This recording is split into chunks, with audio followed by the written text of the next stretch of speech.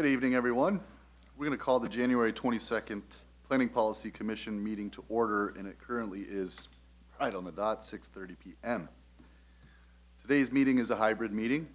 The Planning Policy Commission is in person, but staff or members of the public may be attending virtually or in person. Kristen, do we have a quorum this evening? We do, and Commissioners Zakharoff and Patterson are excused. Okay, and we might see, and I do see, Commissioner Millender Irwin, so perfect timing. Okay, give her a second to get settled, and then we'll look at the minutes.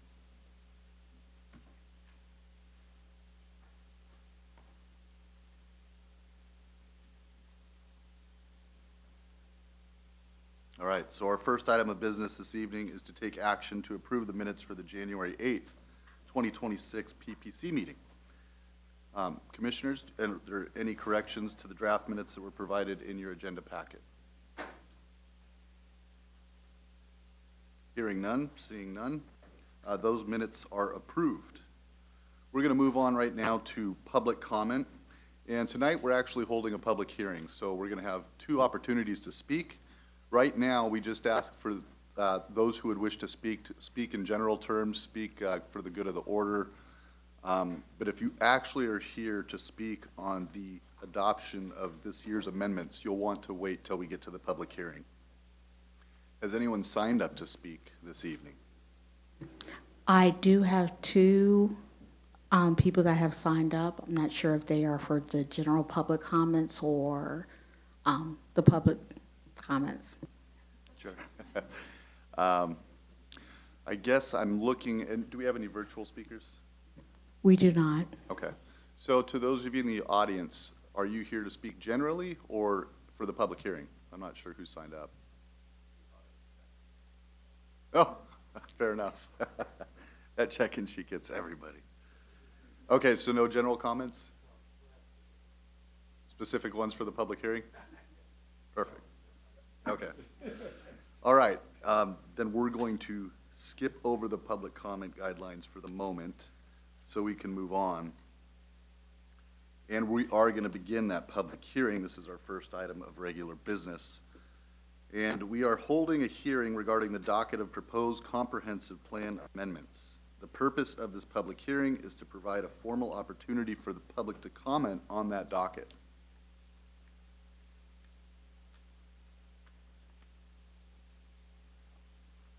We'll open the public hearing, which will be followed by a presentation from staff, and then the PPC will have an opportunity to ask follow-up questions. After that, we'll take public testimony, close the public hearing, and then the Planning Policy Commission will deliberate and make a recommendation on this item. Kate Caney, our principal planner, will be presenting tonight. So Kate, when you are ready, please go ahead.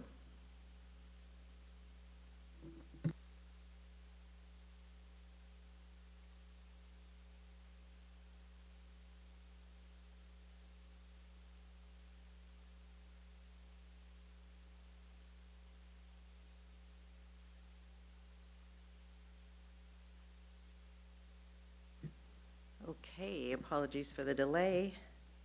Get everything set up here. Okay. Thank you and good evening. My name is Kate Caney, and I am here to provide an overview of the proposed 2026 docket of comprehensive plan amendments.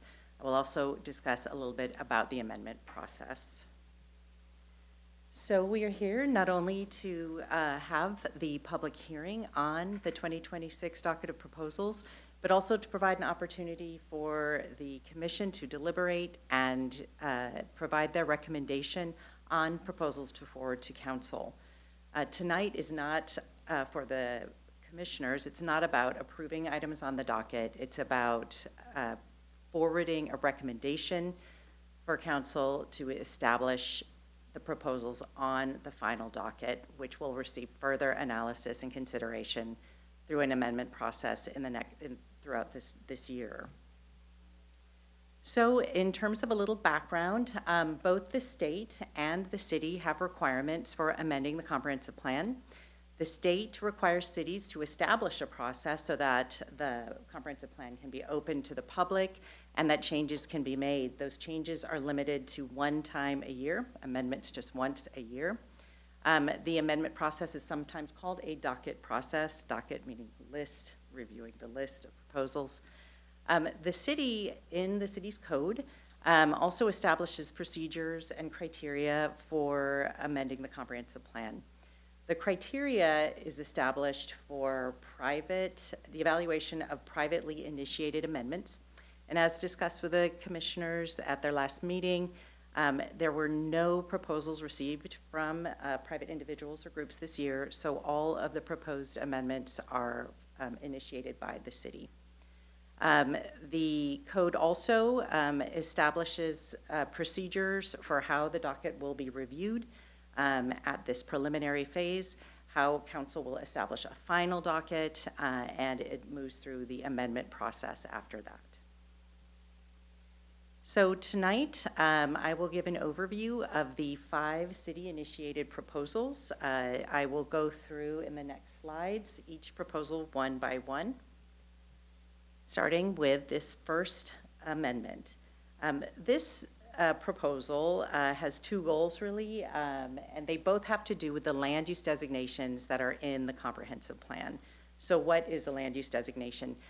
You can see on the screen the brightly colored squares. Those are from the legend of that comprehensive plan map that you see to the right. The land use designations, and there are 9 in Issaquah, identify the type of development and land use that's allowed in certain areas. And the comprehensive plan map that you see illustrates where those land use designations allow those certain uses. So the goals of this proposal are to add descriptions, full descriptions of the land use designations, and also to add information that identifies the land use designations and how they are implemented by specific zones from the zoning map and from the land use code. So, whoops, sorry about that. Hit that table. This is that second part of the amendment that lists those 9 land use designations and their comparable zones. And the reason that this is important is to make sure that there's consistency between the type of land uses allowed through land use designations in the comprehensive plan and the types of zones and zoning that are in the zoning code. State law requires that development regulations implement the comprehensive plan. So this helps us increase consistency between those 2 things. Okay. Now, the second amendment also has to do with land use designations and zones. This proposal actually was on the docket in 2025, last year, but there were not enough staff resources to fully address and implement this amendment. So the goal here is to clarify the names of the low-density and multifamily land use and zoning designations to ensure compliance with the state's middle housing requirements, and also to clarify their role and their capabilities. What you can see in the table to the right is low-density residential is one of the designations. That designation also allows middle housing uses, but you don't see low to moderate or that kind of name change. So staff will be evaluating name changes for both the land use designations and the zones to clarify the capabilities of both designations. Okay, so proposal number 3. This proposal would update the goals and actually would update the policies for Issaquah's Regional Growth Center. So just to give folks an idea of where the growth center is, if you look at the map to the right, you can see Issaquah with the black boundary. And in that central area in the purple, that is the boundary identified in the Central Issaquah Plan for the Central Issaquah neighborhood. Within that neighborhood, that green shaded area is the city's designated regional growth center. And that growth center was designated by the Puget Sound Regional Council in 2015. That designation is part of a larger system of regional growth centers across the region. And with it are some requirements from Puget Sound Regional Council that have been changed the last few years. And what this proposal is going to do is to address some of the changes in the new plan or policy framework for the Regional Growth Center from Puget Sound Regional Council. This is kind of a limited update of things. It's really to align the information on our Regional Growth Center with the population, job, and housing targets from the 2024 major update of Issaquah's comprehensive plan, and address any other issues that arise from our evaluation of the new Puget Sound Regional Council goals for regional growth centers. Okay. So the fourth proposal is an update related to the 2024 Park System Plan update. That update changed some of the names for things like the name of this plan, the Park System Plan. It changed the name of the Green Necklace concept for open space and trails that was in just that Issaquah Central Plan. Now the Creeks to Peaks concept is a citywide concept, and so there will be some kind of administrative work to change the names and make sure the nomenclature works across plans. There's also an issue that is being looked at by park staff regarding level of service for parks facilities. Currently, it's a very quantitative approach, and the Parks Department is moving into a more qualitative approach. So we will be doing some learning and analyzing on that as we work with park staff on those amendments. Okay, the last proposal, amendment number 5, is really a placeholder for potential amendments that may arise from the work on the Issaquah Climate Action Plan update that is taking place this year. So we are working closely with the city sustainability manager on that process, and this set of potential amendments is available in case anything arises from that plan update that might lead to a policy change in the comprehensive plan. So that was an overview of the 5 proposals in the 2026 docket. Now I'm just going to talk through some process for this docket itself, tonight's public hearing, also the recommendation from the commissioners is what it will be happening tonight. February 3rd is scheduled for the council committee, the Planning, Development, and Environment Committee's review and recommendation. And then on February 23rd, the proposals and recommendations will go to the full council for action. And what council will be doing is acting on a resolution to establish the final docket of proposals that will then be taken through an amendment process. And this slide outlines what that amendment process looks like. So after the final docket has been established, staff will go back and analyze different things as necessary and draft the full amendments related to each of those 5 proposals that I just went through. It will start immediately after we hear from council and go through the summer, August, September, probably. I am new here, so I imagine that's when the process will come to a head with full drafts from staff, and then we will come back to the public and to the commission on this review process. Also, a public hearing will be held. There will be another Planning, Development, and Environment Committee review, and then City Council adoption by the end of 2026. This is very important because, again, cities can only amend their comprehensive plans once a year. So some slides that we shared with the commission in advance of their deliberation at the last meeting are included in this deck. Considerations before you make your recommendation: are the amendments proposed? Are there any that are not relevant or necessary? Should refinements be made to the end of any of the amendments presented? Recommendation from the commission can add, amend, or delete the proposals. So one last reminder, The goal today is not a recommendation on full amendments, but on the docket items that you want to forward for further consideration as part of the final docket that council will establish. So, I believe, yes, that was it for my presentation. All right, well, thank you, Kate. So right now, again, we're going to open this up for the commissioners for clarifying questions. We'll have an opportunity to deliberate and debate the merits again, but right now, before the public, we want to just make sure we get all our questions out there, so when they make their public presentation, if they choose to, they will have all the same information that we have. So again, right now, clarifying questions. Are there any?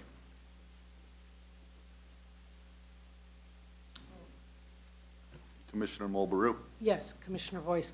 Last time I looked at the zoning, the city's zoning maps, I noticed that a table that is common in other urban areas, a table that talks about the various uses within each zone and for the commercial properties, that was not a part of the Issaquah comprehensive plan. That was not a part of the Issaquah's system for knowing what goes where.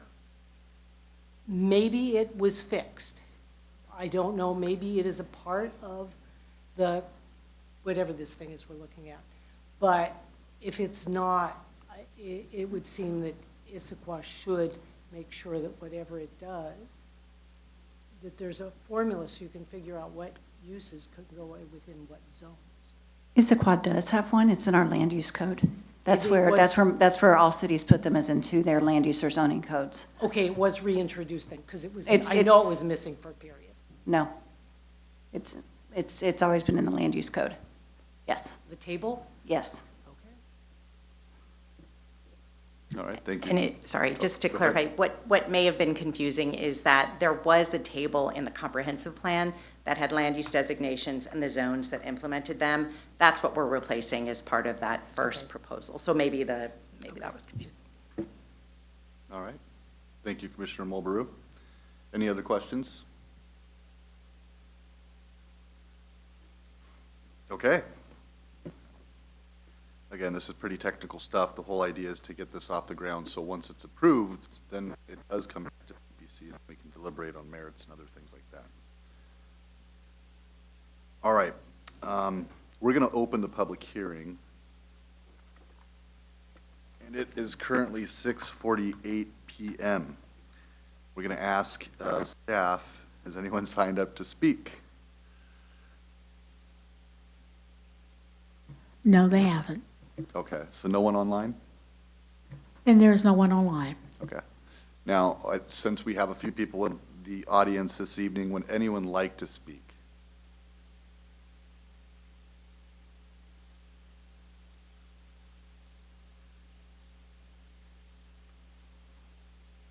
Okay. Seeing none, we're going to close the public hearing at 6:48 PM. So there is formal action that's requested on this agenda item, so before we can even begin to talk about it, discuss it, we will need a member of the commission to make a motion. Commissioner Krass, please. I make a motion to approve the docket as presented today. Is there a second? Commissioner A Oliner. second. Thank you, Commissioner Oliner. Okay, so the motion to recommend approval of the docket of proposed comprehensive plan amendments as presented. Now we can have some time for discussion if there is any. And we should probably start with the person who made the motion. Commissioner Krass, if you'd like. I think it's pretty straightforward, and we went through this in our last meeting, so I feel comfortable having the staff move forward with what they presented. Great. Thank you, Commissioner Krass. Would anyone else like to speak? All right, so to sum it up, again, this is basically just a process. This is part of it. Again, the idea is we're not actually deliberating about the merits of this. This is giving the permission for it to move forward, for council to review it. Ultimately, if it does get okayed by council, then it does become staff work which eventually does come back to the PPC. So again, this is just a formal process that is undertaken. All right, so because there is a motion on the floor, we'll just repeat it one more time. This motion is to the approval of the docket of proposed comprehensive plan amendments as presented. All in favor, please say aye. Aye. Aye, so that was unanimous. Great, thank you, commissioners. We are going to move along. And the next item of regular business is we're going to have a Housing 101 session. It's probably why everybody's here. This should be a lot of fun. Introduction to how the city looks at planning and things like this. So Kristen Leeson, our planning manager, and Mike Stanger, a senior planner with the Regional Coalition of Housing, will be presenting on this topic. Kristen, when you are ready, please go ahead. Good evening. I'm Kristen Leeson, Planning Manager with the City of Issaquah. And yes, it's a Housing 101. We anticipate this year that there will be several discussions and potentially many amendments regarding housing and bringing more housing development into the city. And so in order to have informed discussions when those come to you, we needed to make sure that you all understand what's behind it all and what's involved in housing in this area. So first of all, topics tonight, we're going to talk about what is affordable housing, who needs it, why are we this involved in it, what is the state and regional planning context, and where do we fit in, and then the a Regional Coalition for Housing, and Issaquah, and our relationship and the roles that we play in housing.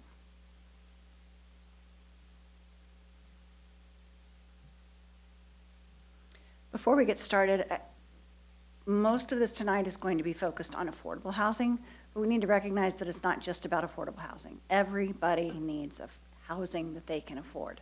So you run the continuum, the city, we have our planning department, we work on the policies and the regulations and the programs, and we work with Arch, who helps us do all of this and to monitor and so forth, and we permit those developments that come in. We also have our human services element of this, and they work with homeless and underserved populations to help them find places to live, to help them find services that they need. And then we also have our economic development group who monitors our investment program that we have that we call IHIP, and other funding that we have to work with developers, to bring developers into the city to see what we can do to get housing. So that is all a part of what we like to call our housing continuum in the city. So what is affordable housing? And I'm going to let Mike take over for a while. So this is Mike Stanger. I will jump back in a bit. And feel free to raise your hands and ask questions along the way, because I will settle in. It's going to be a long discussion, so feel free to ask questions along the way.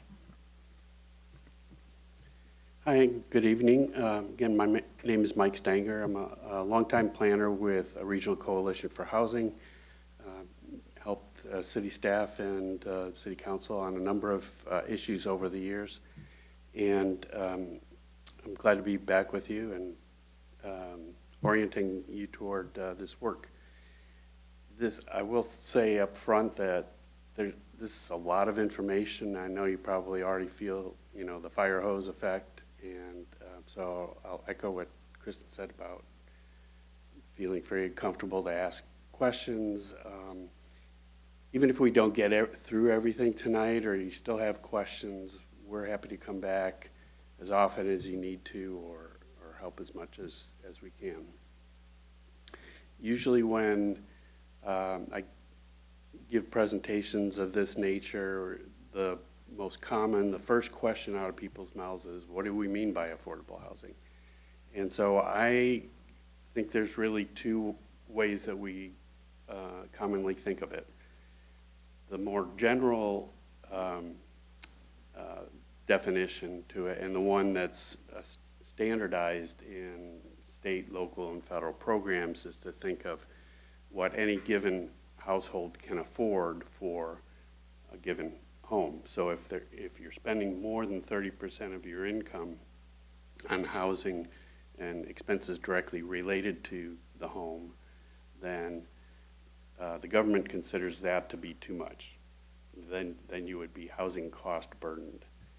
And so we think a home is affordable if to households who can spend less than 30% to live there, but is unaffordable if they have to spend more than that to live there. And so affordability really depends on the cost of the home that you're talking about and the income of the household.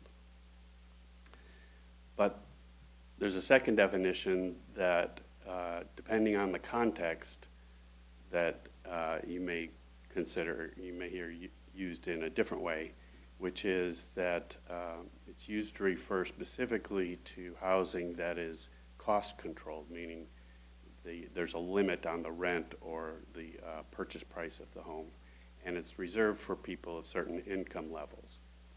And so that there's a wide range of these things. Some of them we're all familiar with the, public housing, but there are other types of subsidized housing.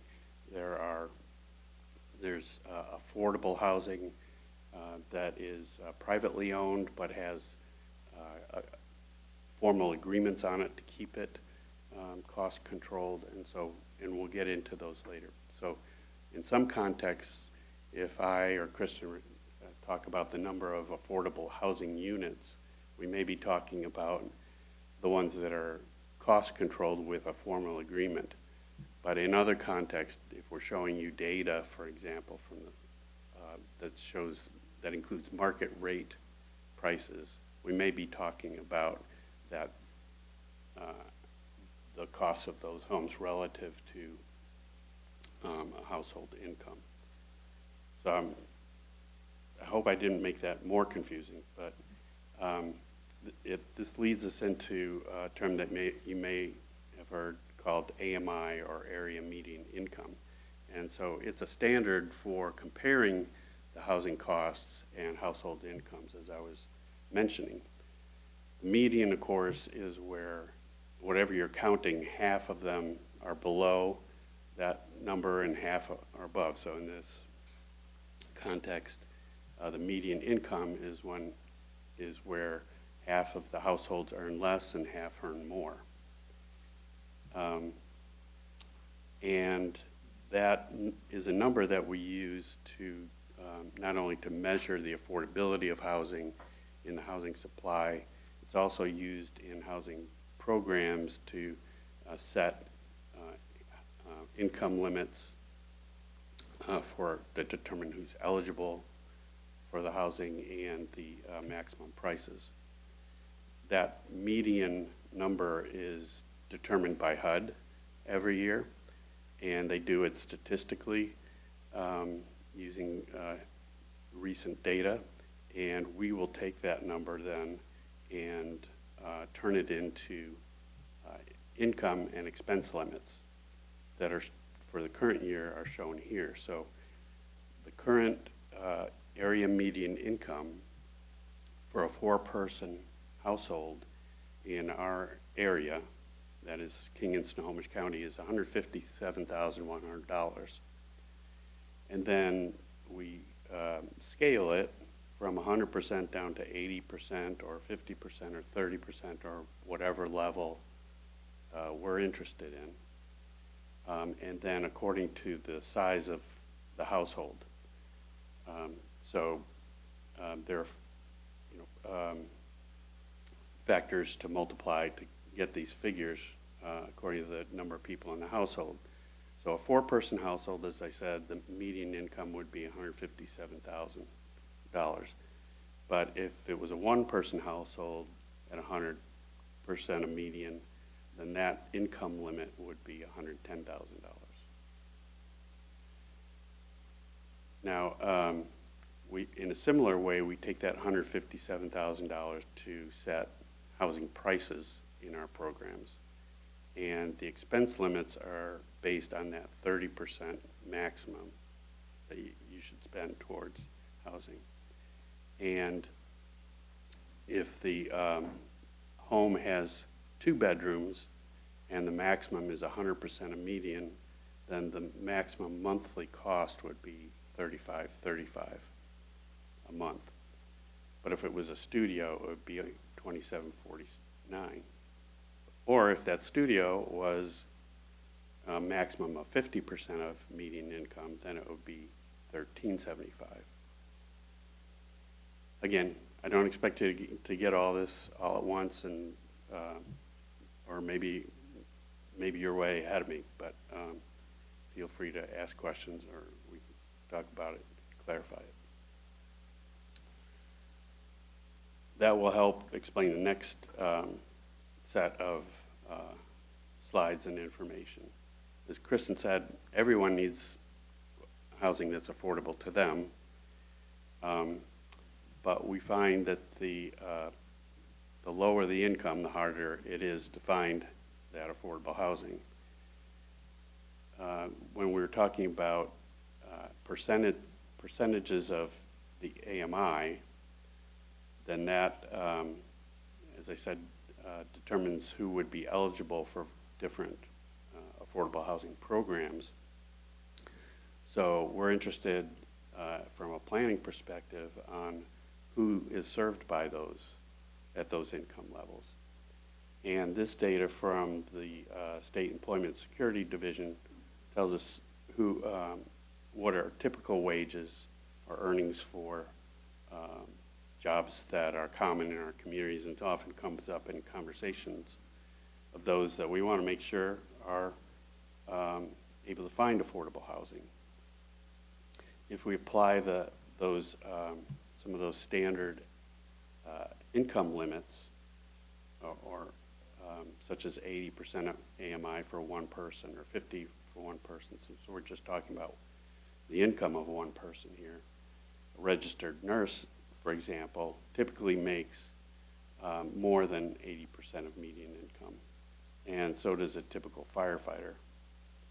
But a typical construction worker makes less than 80, but more than 50% of AMI. Same for a waitress or a waiter. Retail salespeople and home health care personal aides in this survey make less than 50% of median income if they're a one-person household, but more than 30% of median income. And minimum wage is set so that if a person is making minimum wage and living alone, then their income is just above 30% AMI. Does that make sense?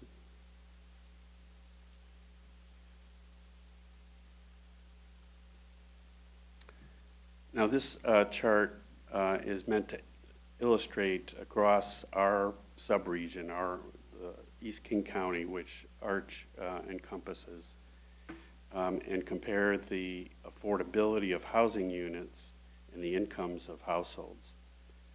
Oops. So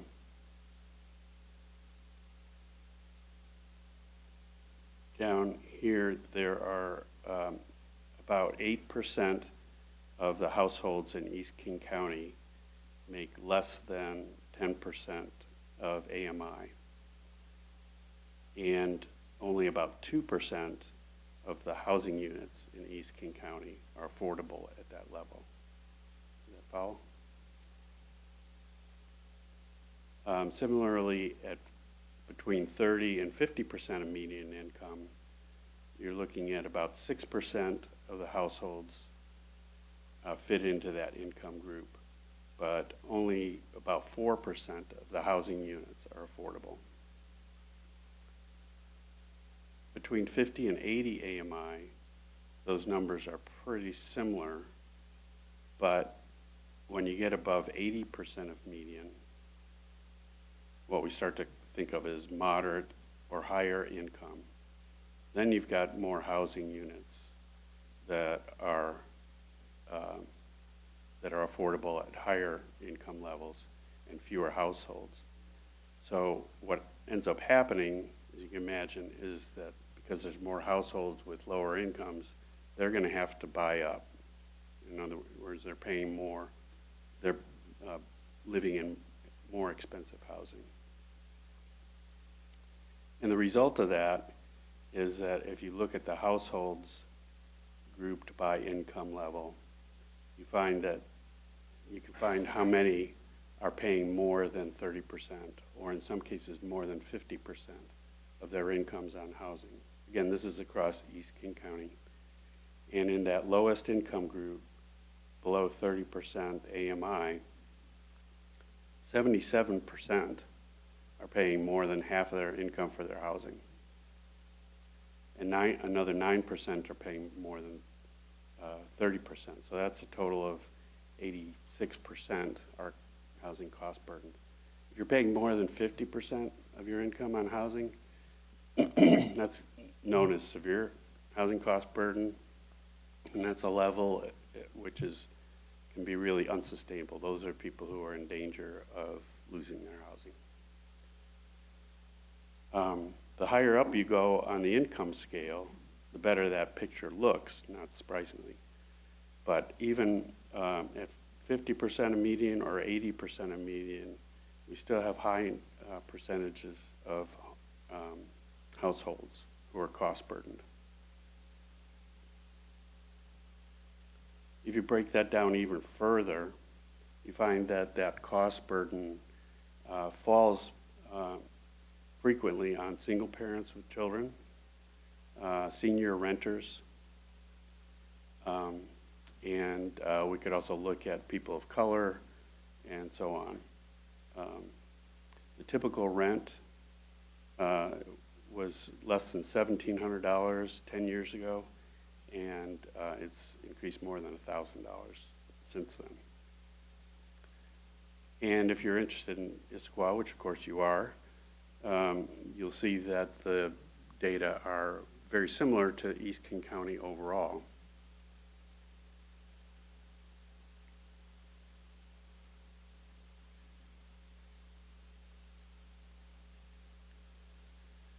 And so we then start thinking about what kind of housing can address the needs of people at various incomes, and particularly what kinds of affordable housing, that is the ones that have the cost controls and income limits. At the lowest income levels, 0 to 30 especially, and 30 to 50 typically require some sort of subsidy, public subsidy often. And that's where you'll also find housing for people with special needs, as it's often called, permanent supportive housing that provides services, emergency transitional housing, other subsidized rental housing. We won't go into what tax credit housing is, but that's a federal tax incentive program. Anything up to 50% of median, most affordable housing is created through some sort of subsidy program. Now, you can achieve 50% AMI with land use incentives and local tax incentives, and we'll talk about that, but it's not as common. When you get into the 50 to 80% range, then that's where land use and tax incentives at the local level that the city of Issaquah could control come into play.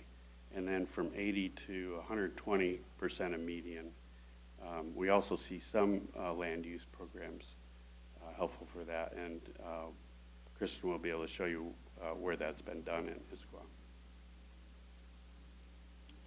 So if we stack all these things on top, then you might think that, for instance, if you wanted to provide more housing for people in that 50 to 80 group, such as waiters, wait people, retail sales, construction workers, and so forth, then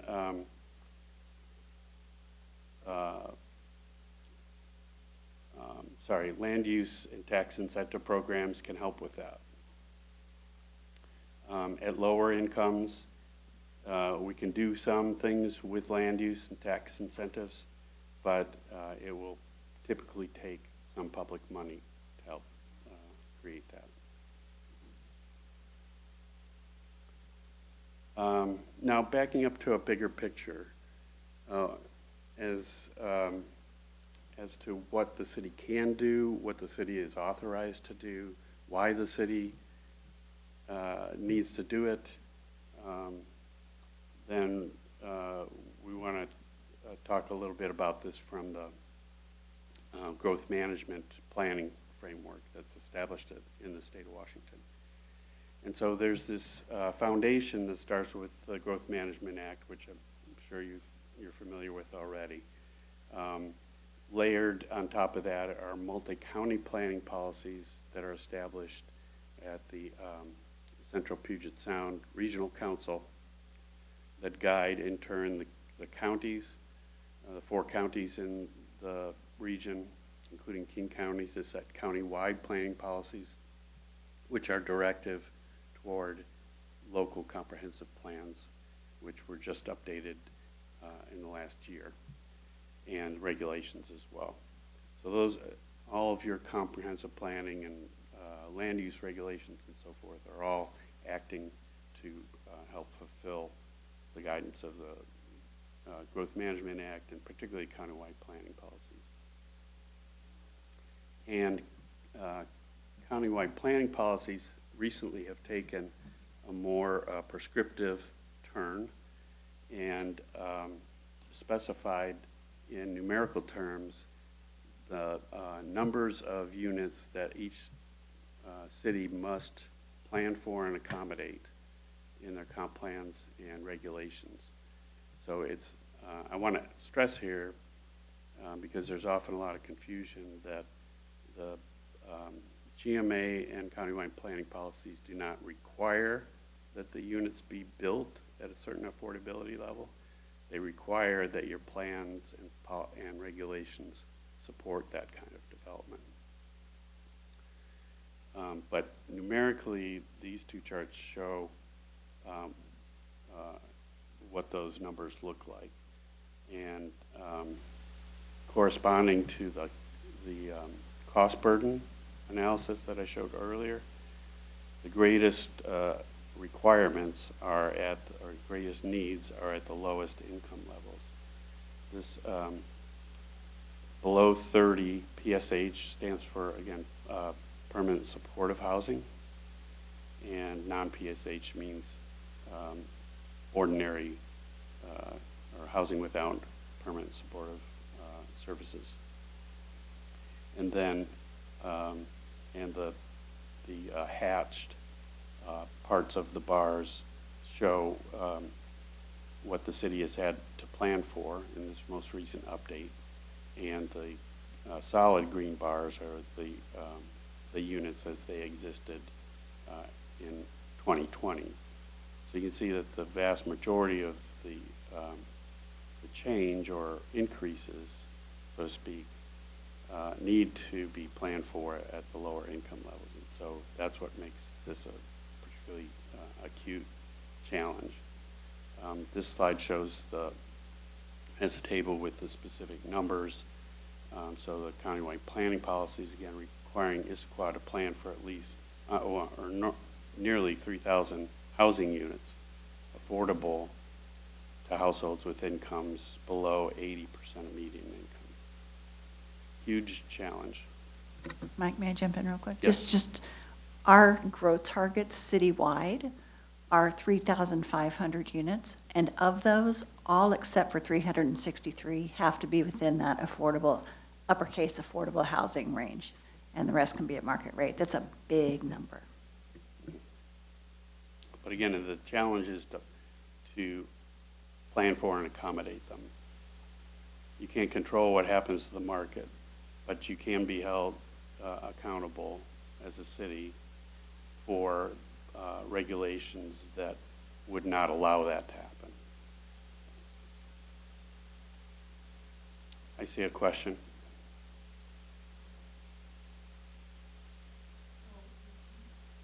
So if, based on what you just said, 90% of the housing that gets built in Issaquah in the near term needs to be for the lowest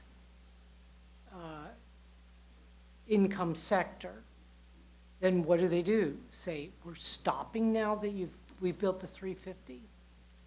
Now, the requirement is that the city's plans and policies, regulations, make it possible for that to happen, not for it to actually happen. I struggle, as a lot of planners do, with making this more clear. Do you have something you want to Sure, add to it? Sure. yeah. So we're not developers, and we can't Right. make people build things. We just have to make sure that we have a big enough sandbox to hold all of the toys, if that makes any sense.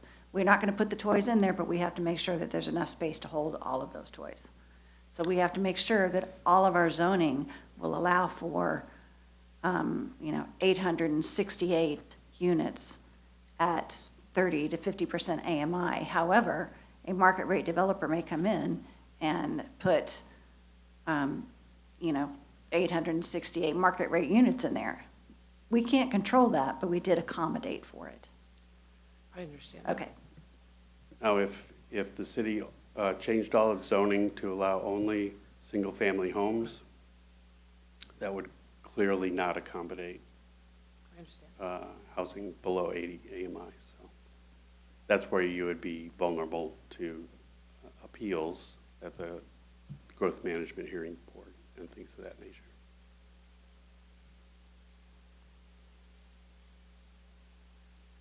So why am I here, and what is ARCH exactly? So ARCH is a partnership of cities on the east side. Most of those that are captured in this blue or purple line, whatever it is. Not Snoqualmie, North Bend, the cities toward the east are not members at this time. But ARCH was begun in 1993 as a partnership with Bellevue, Redmond, Kirkland, and King County. Because at that time, just as now, people were up in arms about housing affordability.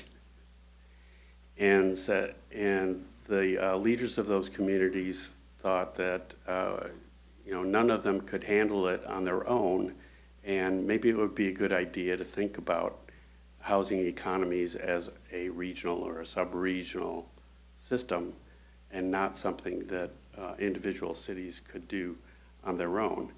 Maybe we could pool some money together and fund some affordable housing projects. Maybe we could share policies and ideas for incentivizing affordable housing, things of that nature. And so that's what they did. And through the rest of the 90s, 12 other cities joined ARCH, and so now we have 15 cities in King County as members. Our main lines of business, if you will, or focus fall into what we might consider these 4 areas. The pooling of funding for investing in affordable housing is a big one. And the second one that directly involves production and preservation of affordable housing is land use and tax incentives. That's the area that I know most about. I know a lot less about the investment side of it, but if we go on and you have questions about that, I'll do the best I can. Then monitoring, and this is an area that we've boosted up in the last several years. So I just mentioned that to assure you that once these units are getting created, we're not just letting them go loose. We continue to provide the staffing and oversight to make sure that those homes are serving eligible households and not exceeding the amount that they can charge and things of that nature. so for the monitoring, just to let you all know that every house that is under the ARCH jurisdiction, or every unit that is under the ARCH jurisdiction and has been funded by ARCH, has a covenant tied to it. And all of these covenants in our land use code, we list minimum requirements for the affordable housing. So, about materials used inside, it has to be comparable to what is on the market rate units if it's mixed use, on the materials on the outside. And then there are, as Mike mentioned, maximum rental rates and ownership rates. And so all these covenants are in place typically if they're rental for the lifetime of the building. And Arch uses these covenants to help monitor and make sure that they're in compliance with these.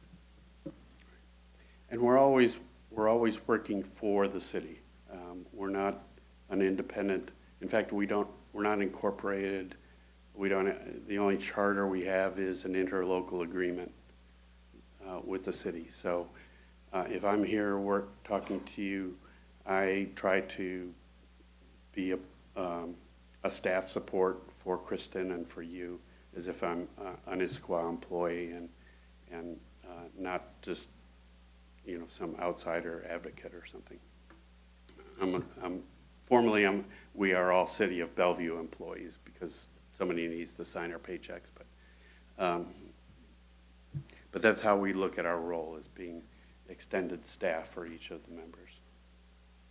And then the fourth area that which we've really focused on a lot in the last few years is to do more outreach and engagement with communities that need affordable housing in particular, especially communities of people who may not have regular or be accustomed to interacting with government services or know how to, what's available and things like that. So a lot of engagement activities, I think, have opened up our programs to a much wider audience. I know this is getting long, so I'll step through the next couple quickly. Of all the investment programs, land use, tax incentive programs are both rental and home ownership. Right now we have upwards of 2,600 affordable apartments that we monitor. And I think the number is about 900 units in the home ownership program, and a great number of those are in Issaquah. On the investment side, the pooling of funding that I mentioned began with the Arch Trust Fund. On a voluntary basis, Arch members will contribute to that annually. Some of that comes from general funding, some of it comes from other sources. It's collected over $120 million since 1992 and helped fund over 6,000 units across the region. Issaquah, just a couple of years ago, established the IHIP that Kristen mentioned earlier, and that is funded by a tenth of a penny on the sales tax established through state law, and another sales tax funding source mentioned there is HB 1406. Development bonus program also collects some in lieu fees, and so that's another local pool that is that the city controls directly. You want to add anything to that right now? Okay. Last year was the first year we were able to use those funds through applications, and it went to Leo, the Life Enrichment Options, and they purchased a house in Issaquah, and we paid for half of that. That was used IHIP funds, and then this year we had 3 applicants for IHIP funds, and those are actually going to city council soon.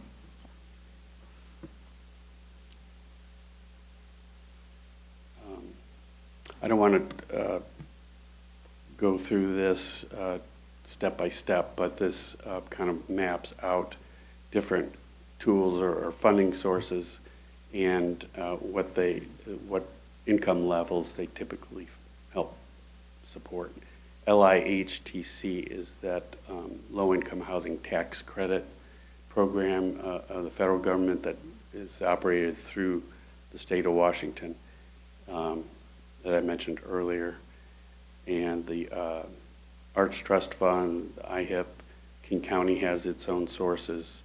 And typically, when we're talking about subsidized housing, they want a single project will layer several of these sources along with their own other investments, independent of, outside of government oftentimes, and in order to make a subsidized project work. Now, the idea of the Arts Trust Fund long-term is, I said that the contributions by the members were made voluntarily each year. And projects are awarded each year based on proposals that we get from the developers. And the idea long-term is that where the money comes in and goes back out in proportion to its sources. But any given project in Issaquah, for example, will be funded by not only Issaquah, but Bellevue, Redmond, Kirkland, who, whatever. And usually we try, now we try to get a little bit from every city into every project.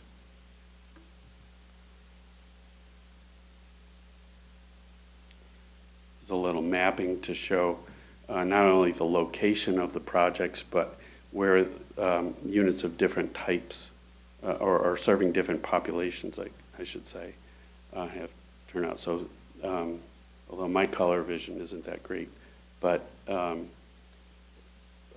many projects will be a mix of family housing reserved for families, for people with special needs, or people exiting homelessness, or seniors. And so you can see how those are distributed geographically. Just a few pictures of these are mostly garden apartments, although the Cambridge Court project in Bellevue is actually housing built by a church-based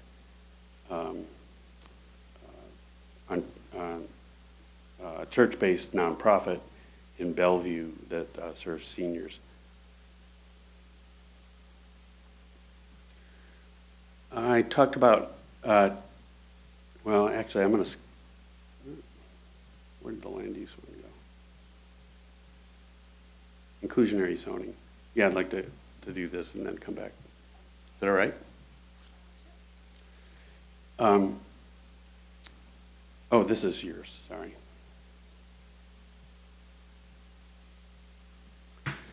Well, I was going to say that from a land use perspective, there are voluntary approaches and mandatory approaches. And voluntary meaning that the city will offer an incentive of some sort to a developer to make some of the units in the project affordable. Maybe you give, the city would give, okay, your height limit is 5 stories now, but we'll let you build 6 stories or 7 stories if you make 10% of the units affordable at some percentage of AMI.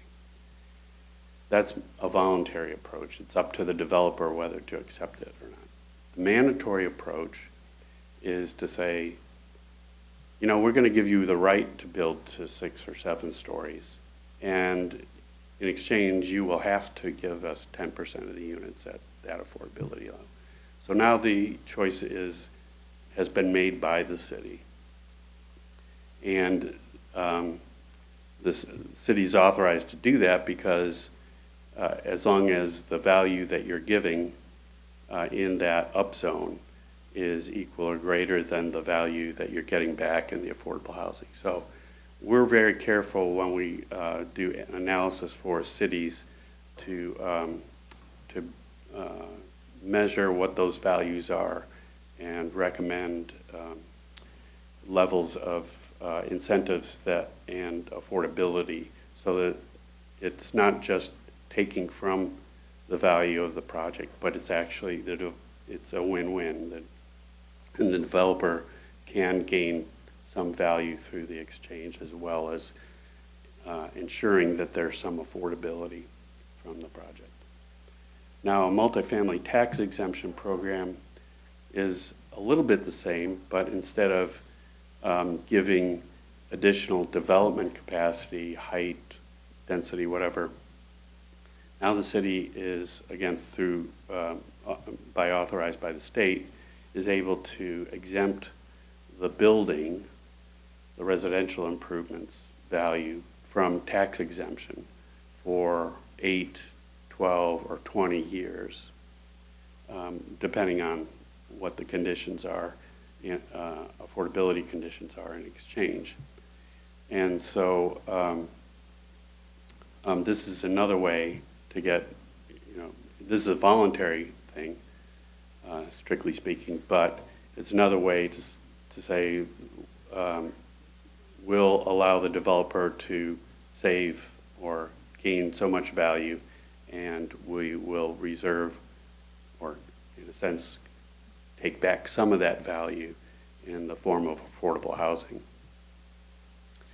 What a couple of our cities have done very astutely and effectively, I would say, is to layer both the land use incentives and tax exemption programs, and in a way that brings affordability down as low as 50% of median income. And again, we go through a lot of rigorous analysis to be able to recommend something based on that we think will work. Now, I'll bring Kristen back up. Thank you, Mike. So I'm going to talk about some of the different tools that the city of Issaquah uses. And while I was sitting over there, I realized, weirdly, because I'm working on 2 things to take to council about this, that I didn't include one of our tools in here, and it's huge. Back in 2002, we waived, 2002 initially, and then again in 2008. Started in the villages and then moved citywide. But we waive all parks, fire, and traffic impact fees, school impact fees for all units that are affordable.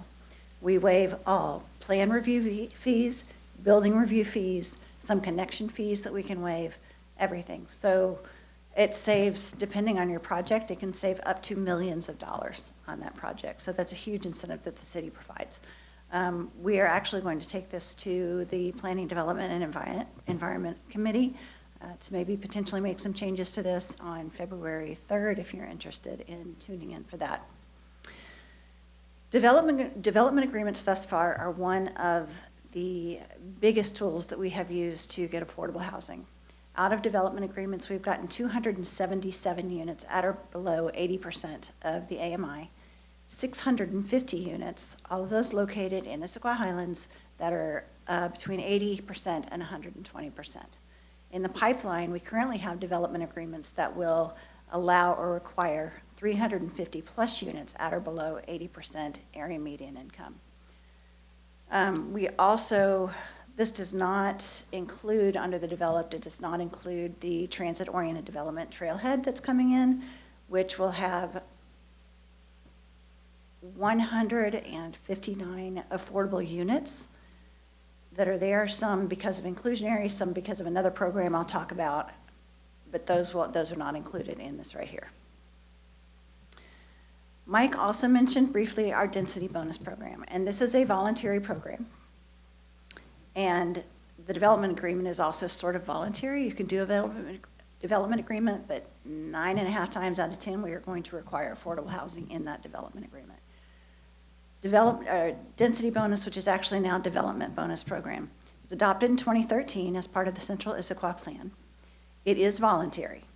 And we have a base height. We say you can build up to 50 feet, and nothing there has to be affordable. But if you want to build up above 50 feet and go to 85 feet, then a certain percentage, 20% of that overage has to be affordable. And then another, so 1/3 of that has to be, 20% of 1/3 has to be affordable, and then there's another portion, it's very complicated, that can either be affordable or a fee in lieu, or open space. No one's chosen that option yet, but either affordable or fee in lieu. So since we adopted this, and it's only in Central Issaquah, And since we adopted this, we've yielded 14 units, but we've yielded about a little over $2 million in fee and lieu that are now in our IHIP fund that was mentioned earlier. Inclusionary zoning is something else that Mike mentioned. This was adopted in 2017. It was as a result of the moratorium that was done, started in 2016. There were 6 items associated with the moratorium, and one of them was that we had just had a 350-unit development go up, and not one of those units was affordable. And City Council said, nope, we want affordable. So now, if you are going to build in central Issaquah in the zones that are shown here, so the urban core, vertical mixed use, or the mixed use, and you just look at the colors up there and you can tell which, it doesn't matter which is which, then you are required, no matter how high you build, no matter what you put in there, if there is residential, you are required to put in affordable housing. And it's a sliding scale. So it'll go anywhere from 7.5 of your units, say at 50% area median income, up to 15% of your units at 80% area median income. And when you develop, you get to choose those options. But essentially, the lower the AMI, the fewer units. The higher the AMI, the more units that you have to put in. And our first 2 projects that are doing it came in last year. So we have Trailhead is one of those. Trailhead, if you aren't familiar with it, is going next to our transit station, and it's going to have the 159 units that I mentioned, along with about 200 units of market rate next to that. So it's between Maple and Newport and next to the transit center. And the other one is called Park Place. It's over off of 221st and 51st Street, where the old Microsoft offices used to be. They're building 74 units, and a percentage of those is going to be affordable at 80%. Another one that hasn't come up was the Pioneer Program, which we adopted in 2024. This allows for 2 projects in the same zones as the inclusionary zoning, mixed use, central Issaquah and urban core, with 100 to 400 units each. They can be rent or ownership, does not matter. The developer can choose the scale, again, very much like the sliding scale. They can do 8% of all of their units at 60% or 10% of their units at 80%. And this program is not intended for affordable housing. This is simply to get more housing in this area where we want our growth to occur. So part of this is that they are not required to do the development bonus program. They can build up to the maximum height without having to do that, but they still have to include the affordable units. There will be lifetime covenants associated with these, and they are also eligible for the multifamily tax exemption, MFTE. Haven't had any biters yet. We almost did, but hanging on there. So that was my very short piece of this. So that was very long. So yes, I see questions already, but we're open. Commissioner Adair. Hi, so the lifetime covenants on the Arch properties, they extend even, so if I were to buy an Arch property, when I sell it, I have to sell it to another person who qualifies, correct? Yes. When it is being sold, the owner has to notify Arch. Arch then will help to advertise that property, but they also set the price. They say it cannot be sold above this. Yes. And then follow-up question, so does somebody have to apply to Arch directly and then prove that they qualify, or how would that work with a buyer? You don't apply to Arch, but for sales, they do have a list of, it's not an application process, but they do have a list of, I believe, owners and rentals, but you have to prove to Arch that you qualify, and there's a lot of paperwork that's required. The way it works practically is that if it's a resale, then the seller can use a broker, a real estate agent, and so can the buyer, and they work out the agreement to sell it. But once a buyer has been chosen, then they'll be referred to us for the income verification. Commissioner Adair, you good? Commissioner Mulbrew? Initially, when you started speaking, you said there's all these, to get low-income housing, we've waived all of these fees. And some of the fees that you mentioned, I thought required staff labor. So if you're, you went through the list very quickly, so I could be mistaken. but it seemed to me that there were certain things that required staff labor. Where do you shift, how do you shift the burden of that expense? Where is that put? We don't. You do it for nothing? We do it for nothing. How, but you're hired for a certain amount. I mean, you don't work overtime in order to provide that service. You can only be so productive. Is it sort of wishy? In other words, it's not specified from anywhere, it's because you can't do it for nothing. We get our salaries, and when these things come in, we review them, just like we review any other projects. Now, if it goes out to a consultant, then sometimes, yes, we have to repay the consultant. We do not repay ourselves, though.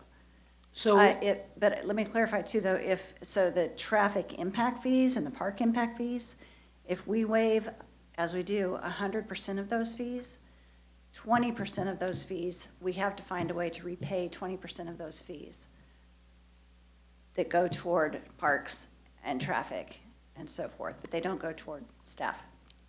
okay, but, and maybe I'm not making myself clear, but I guess what I'm saying is you have to spend your time. Your time has value. The city is paying you, but somewhere the city needs to receive that income so that it can pay you. Where does that income come from? I am not in the finance department. I go in and I don't know the answer to that question. Your salary I mean, comes from we're the general salaried. fund. Yeah, our salaries come from the general fund and we make what we make,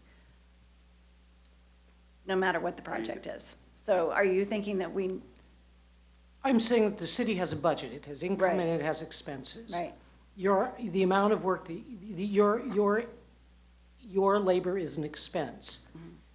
If you are not charging these developers and you still have the expense, the income's gotta come from somewhere. Where's it coming from? we get a 2-week, we get paid every 2 weeks for no matter what the workload is. So, if I need, it is. That's our contribution to the city or to the developer. Project. I guess I'm not making myself clear. Commissioner Krass? I have a very different question. From the chart that you showed at the beginning, showed the biggest gaps over the next 20 years or so are going to be at the under 50% median income. So we always talk about like rental and also ownership. I assume those are all rental, and because people under those are not buying or qualifying for. If you're barely making it, you can't buy. So I assume those are at a higher all percent going to be rental type units. Are you finding that the ability to build those, the developers want to build those, and all the codes across, this is more broad than just Issaquah, are set up to be able to achieve those? Because those are the biggest, if you look at those little hash mark graphs, they're all at the lower end, and those are going to be rentals. Let's be realistic about that. Are all the pieces in place to be able to get that, both from the supply and demand, the supply of the cities having the ability to have the right rules in place, not just Issaquah, but broadly, and then on the other side, the builders have interest in actually building those? Just more of a broad question. Yeah, a lot of possible ways to answer it, I think.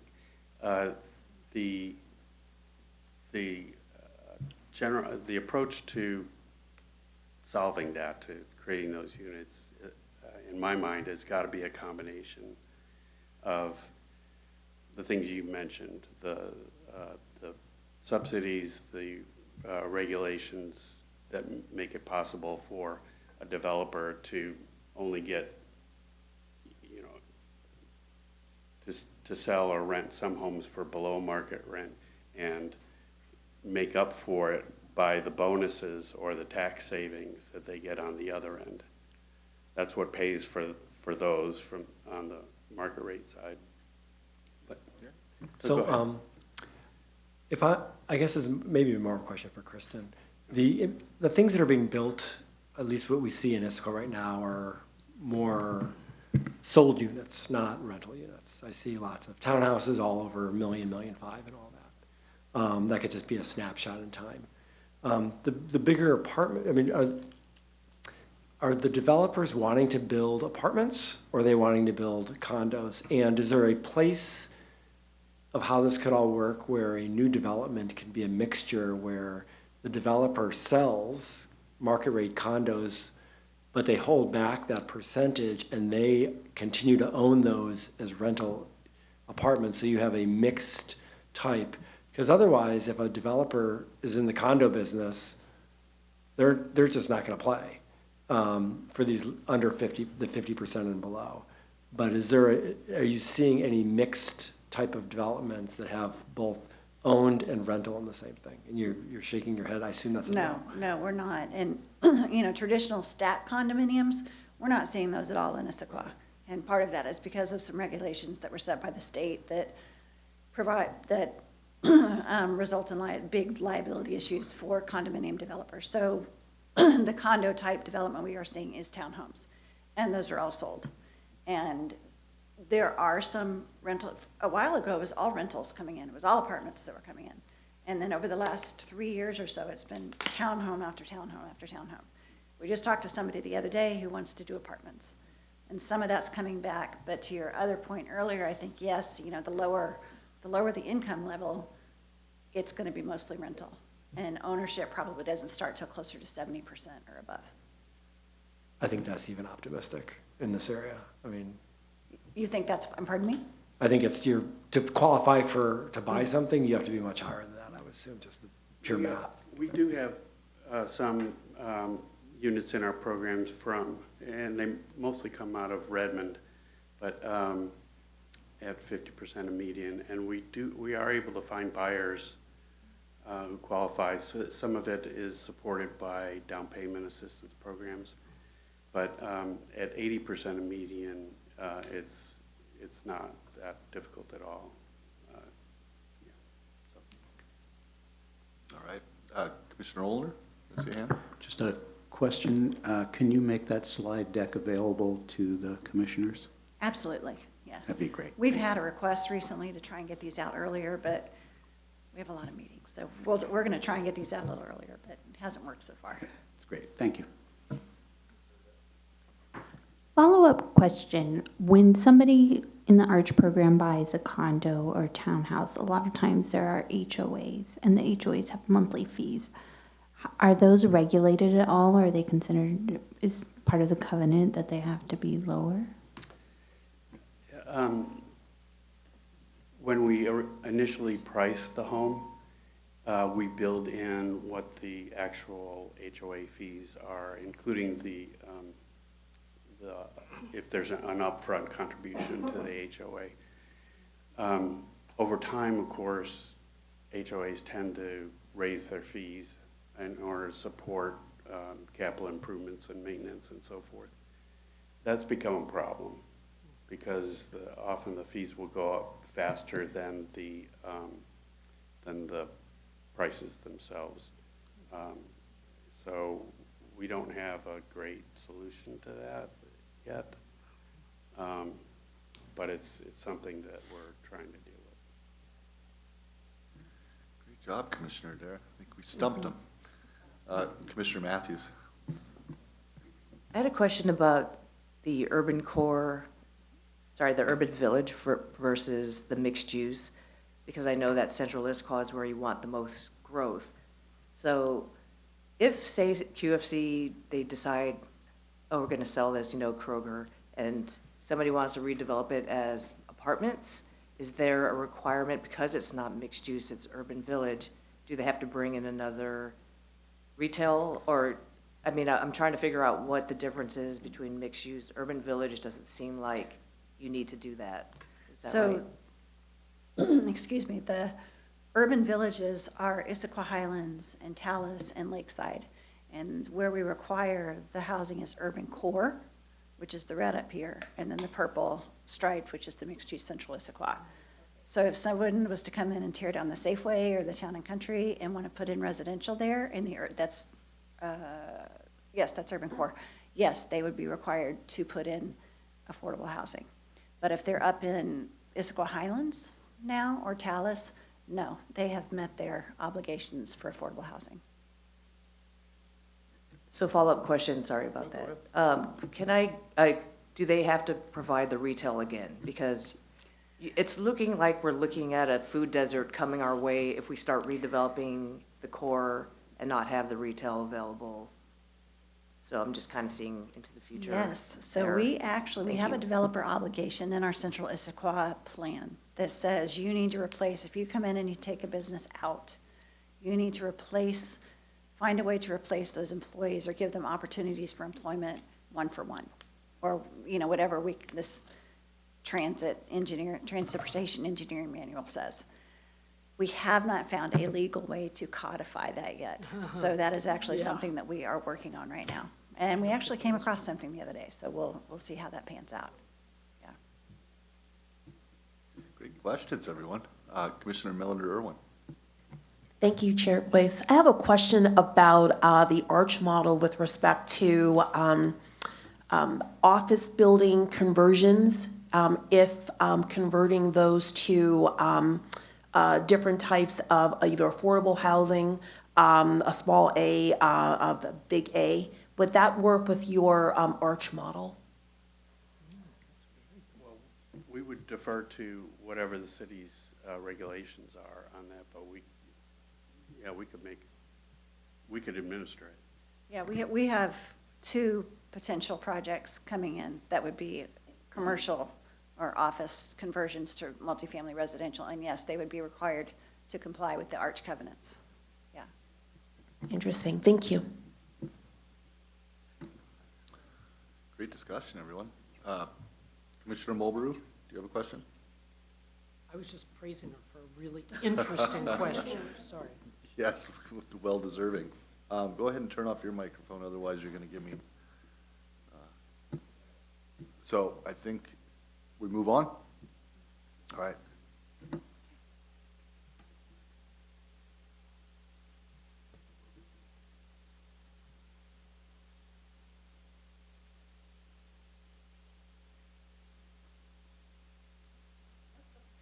So sorry, yes, that was Oh, it. I'm sorry. That was it. Yeah, exactly, right? Okay, I didn't realize that was the end of the presentation. Well, good way to end on such thoughtful questions from the commissioners. Great discussion. Want to thank Senior Planner Mike Stanger and obviously Planning Manager Kristen Leeson, and also Senior Planner Kate Caney for the great presentations this evening. We're going to move along because that concludes our regular business, and we're looking for reports. And our first report is City Council updates. I mentioned one, that we're going to be talking about impact fees at the February 3rd Planning, Development, and Environment Committee. And you all might want to tune into that one just to see how that goes. We will also be taking to that meeting, sorry, we'll also be taking to that meeting the docket that you all made the recommendation on tonight. And just in case you're interested, there will also be an Issaquah Climate Action Plan update given to the committee at that time as well. And then I mentioned this last week, I believe, but on March 9th, potentially March 2nd, but right now it's scheduled for March 9th, we will be taking a topic called removing barriers to development to the city council to have them help us identify, we're going to talk about different ways that we think that can be done. And from that will come amendments that we'll be bringing to you next year. So you might want to tune into that one as well. Is that something that's worked out through the city and just developers over time? We are talking to developers. Right now, there's a meeting coming up in February between staff and developers. And that's why we're going in March, so that we can have that meeting first. But we're also working it out internally, just things that we've heard, things that we've seen, the way things function inside, as well as what we've seen, comments that we've received from outside. Okay, great. Stay tuned. All right, any other updates? No, I think that's it. For those of you, there are 3 of you whose term limits are up this year, and the applications are out if you are interested in applying again. Okay. And it also, sorry, just a note to all of you out there and all of you, there are not just positions open here, but there are positions open all over the city in all different boards and commissions. So if you know anyone that might be interested, let them know. All right. Basically, our final business on the agenda is just any other business or announcements. None. Okay. And Senior Planner Kaney, I got that right. I looked at my notes after everything. I don't think I mentioned how many people said no, because there was no, but we want to make it official. It was official, right?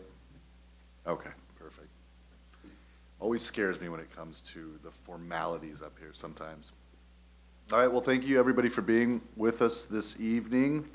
That does it for us. We're going to conclude this meeting of the Planning Policy Commission tonight at 7:56 p.m. Thank you.